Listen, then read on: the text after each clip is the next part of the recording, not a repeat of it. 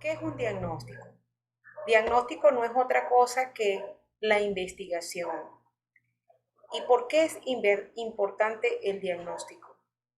En el diagnóstico nosotros nos podemos equivocar, nosotros en un momento dado podemos entender las cosas mal y podemos también planificar y ejecutar algunas cosas de bajo alcance. Mas, sin embargo, a través del diagnóstico es necesario en la parte de los proyectos de investigación, ya que es imposible solucionar un problema si no sabemos realmente este, cuál es la causa de ese problema. Como definición del diagnóstico, nosotros podemos decir de que el diagnóstico es una herramienta empleada con el fin de reconocer una realidad en una localidad para solucionar un problema. ¿Por qué es importante el diagnóstico? A través del diagnóstico nosotros conocemos la zona científicamente en la que vamos a trabajar, establecemos prioridades, construimos bajo nuestra misma región, en la comunidad se toma más conciencia, porque no solamente se trabaja con la entidad, sino que se hace partícipe también la comunidad y se proporciona una base para elaborar un plan de trabajo único de acuerdo a la información que hemos recolectado. Dentro del diagnóstico tenemos 8 elementos. Dentro de esos 8 elementos tenemos el ordenamiento, la localización del objeto. El ordenamiento no es otra cosa que la recogida de la información y los factores disociados que se unen a esta información que se está recopilando. Y la localización del objeto viene siendo la ubicación geográfica del objeto de estudio donde vamos a estar trabajando y la localidad donde se encuentra la entidad. La jerarquización es reconocer también los actores y los intereses políticos y las diferentes necesidades, tomando en cuenta los diversos problemas que se tengan en la comunidad con el fin de priorizarlos. Es decir, la información de los diferentes problemas que nosotros hemos recogido, nosotros le vamos a dar un orden de jerarquía de mayor a menor. ¿Cuál es la más importante hasta la menos importante? Los datos de la comunidad. Los datos de la comunidad vienen siendo este, la recolección empírica de lo que es la educación, la salud, la viabilidad, la economía, todos aquellos elementos socioantropológicos que sean útiles para conocer la comunidad. Y los recursos vienen siendo los recursos técnicos y humanos con los que cuenta la empresa, así como también los recursos con los que cuenta esa comunidad. Porque acuérdense que estamos haciendo un diagnóstico y dentro del diagnóstico va incluido la observación y el análisis. La accesibilidad viene siendo el, el punto, yo diría, clave para poder obtener la información veraz y concisa que necesitamos para poder desarrollar el proyecto. Y esto depende de las personas que nos atiendan y nos proporcionen la información. Acuérdense que del diagnóstico es que va a surgir un problema y ese problema es el que se va a resolver. Dentro de los factores económicos y sociales vienen haciendo todos esos elementos de subsistencia, de vida cotidiana, tanto de la comunidad como de la empresa. En la empresa pudiéramos hablar también de la interacción de trabajo que tienen internamente, cómo se desenvuelven, cómo interactúan, cómo es su mecanismo de trabajo y cómo es su interacción con la comunidad de los alrededores. Y como elemento cultural, pues viene siendo la expresión de la sociedad, viene siendo la cultura de la empresa, bajo qué eh, código y costumbre llevan la organización y es importante saber todas estas características tanto de la comunidad como de la empresa que se vaya a trabajar. Los pasos en el proceso del diagnóstico vienen siendo: primer paso, conformar un equipo entre 3 a 6 personas. Segundo paso, convocar a la comunidad empresa para hacer el planteamiento y nos demos a conocer. Tercer paso, realizar una reunión inicial con un plan ya de preguntas que se lleven realizadas. Cuarto paso, dentro de toda esa tipos de encuestas que de repente se puedan diseñar, hay que también agregar la fotografía, la información detallada, todo el comercio, la empresa, todo lo que rodea la organización con la que vayamos a trabajar. Y identificar también los diferentes canales y potencialidades a través de una mesa de trabajo que hagamos, las entrevistas, y el resultado de eso va a ser la jerarquización que se le vaya dando a cada uno de los problemas para después poder desarrollar un plan único de trabajo.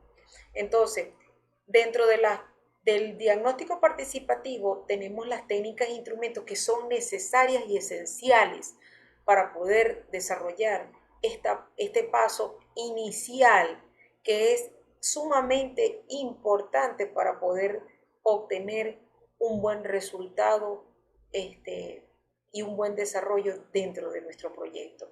Entonces, Arias 2016 define las técnicas e instrumentos de la siguiente manera. Las técnicas se entenderán por técnica los procedimientos o forma particular de obtener datos de información, y los instrumentos, la recolección de datos, de recursos, dispositivos, formato, papel, digital, cualquier forma de recopilar la información. Las técnicas e instrumentos principales que se utilizan en la recopilación de datos son las siguientes: la observación, el análisis documental y el análisis de contenido, la entrevista y la encuesta. Entonces, dentro de estas técnicas tenemos el análisis documental y tenemos el análisis de contenido. El análisis documental viene siendo la operación de un conjunto de tendencias a representar un contenido, ¿verdad?, de forma diferente a la original. Es decir, pudiéramos colocar un ejemplo. De un documento original se origina uno secundario. Ejemplo, un resumen. Para hacer un resumen tuviste que haber utilizado un documento original, una idea principal de algún referente bibliográfico. El análisis de contenido se ha conocido desde hace tiempo atrás como un método de procedimiento o conjunto de técnicas aplicables a mensajes escritos o orales. Su finalidad es conocer las entre líneas de cada mensaje o determinar la manera como son llevados estos mensajes a los diferentes públicos. Entonces, dentro de estas técnicas tenemos la observación, que ya la habíamos mencionado. Tenemos la participante y la no participante. En la participante se llevan registros narrativos, de campo, audiovisuales, fotografía, y en la no participante solo se caracteriza por el diario y la fotografía. Ya les voy a explicar por qué. La observación del participante, según Malinowski, viene siendo la observación cuando el investigador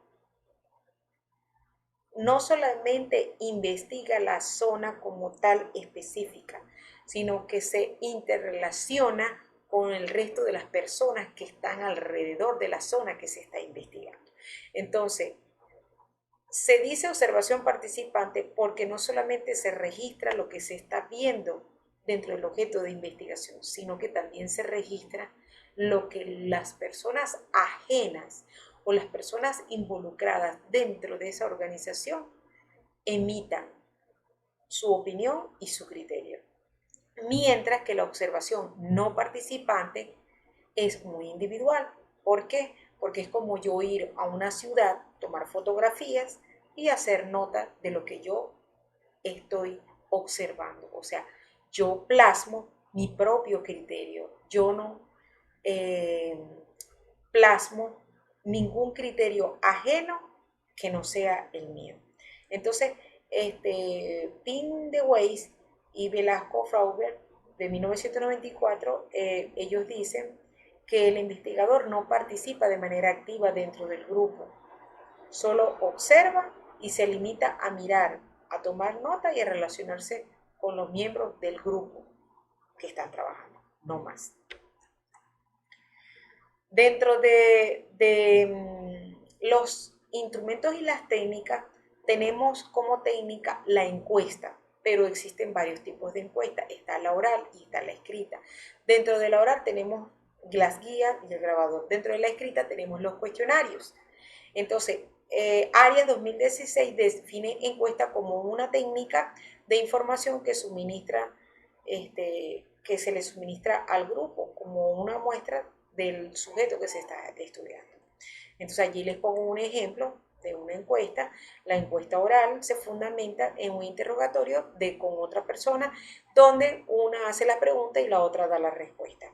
Esto por lo general se hace con una guía ya elaborada, como se las estoy planteando allí, y las encuestas escritas, estas están relacionadas con un cuestionario, pero estas encuestas vienen siendo con preguntas cerradas, preguntas abiertas y cuestionario mixto. Entonces, dentro de las preguntas cerradas, son aquellas preguntas, ¿verdad? Y respuestas donde se puede elegir el encuestado. Estas se clasifican como dicotómicas cuando se ofrecen solo dos opciones de respuesta, y de selección múltiple cuando se ofrecen varias opciones pero se escoge una sola. Allí les coloco también una muestra. Y el cuestionario de preguntas abiertas son las que ofrecen opciones de respuesta, sino que se les da la libertad de responder al encuestado, quien desarrolla su encuesta de manera independiente. Entonces les coloco también allí el ejemplo. Dentro de las entrevistas están la entrevista estructurada formal, la entrevista estructurada informal y la entrevista semiestructurada. Entonces, cada una de estas proporciona una información, y dentro de las entrevistas, la entrevista a la comunidad es específica, donde nos van a dar ideas, donde nos pueden ayudar a tomar decisiones. La entrevista de grupo son temáticos, son enfocadas en temas en concreto y homogéneo. Y las entrevistas informantes clave se hacen con determinadas personas que son representativas para uno poder obtener la información en el tema que nosotros y el objetivo que nosotros deseamos alcanzar. Entonces, bueno, en la entrevista estructurada tenemos que son una guía prediseñada con una serie de preguntas que ya están formuladas. En la entrevista estructurada informal no se dispone de guía, sino que se orienta a través de objetivos preestablecidos.